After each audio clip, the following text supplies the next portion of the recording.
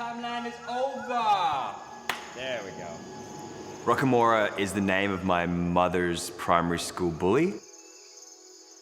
Rockamora is a person I know from my childhood.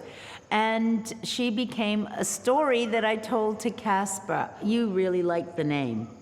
Yeah, I love the name. Who's called Rockamora? It's such a good name. And, Rockamora. Rockamora, that was a great name. It's a story that I've absurdized for my own and turned it into what I imagine being that character, but larger in life to create a spectacle. The idea is that you come into the gallery and you look after Rockamora and you tend to their creature comforts and you care for them and you heal them. I feel like it's counterintuitive in a way that you heal the thug. You try to have compassion for the bully and listen to them. It gives a safe space to the people who want to confront their antagonists. By having benevolence towards an antagonist, you can find care for yourself as well. My mom and I have been working together since, oh my gosh. Since you were about 15, 16? Since I was born. Oh, yeah. Well, yeah. I've been trying.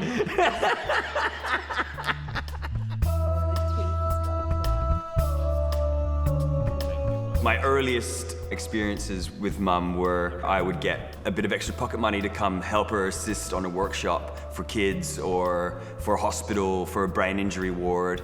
You could talk to someone with a brain injury through art, and you couldn't do it with your voice. I knew that from a young age. Probably observing me in my work, you realize that people making art together can be fun. Early on in my career, I facilitated workshops and was just a part of arts and health without me thinking it was cool. I've been making giant puppet heads for 7 years. Rockamora was, at the beginning, just an activation for kids to have fun and play. And if you're laughing and you're smiling and you're having fun, then you're caring, you know? Rockamora is a massive collaboration. 10 people a day for a month in this gallery. From the beginning of what it was, you know, literally just old awnings and demolished shelves, every single piece of fabric on the face is hand-stitched. We have 2 kilometers of hand-sewn hair. It's also the materials themselves that came out of the community. The eyes were a real process. We actually ordered acrylic domes that they use for playgrounds.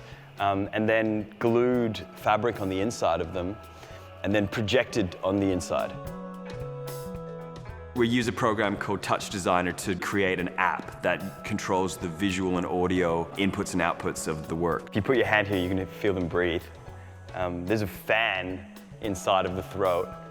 There's a game that you play that involves cleaning, feeding, caring. You get the toothbrush out and you scrub these teeth, and the yellow on the teeth goes away on the screen. And you scrub the ear and the ear gets cleaner. If we deal with a game that involves care, then we might be able to show that same care when it comes to bigger topics in society, like colonization, gender, racism.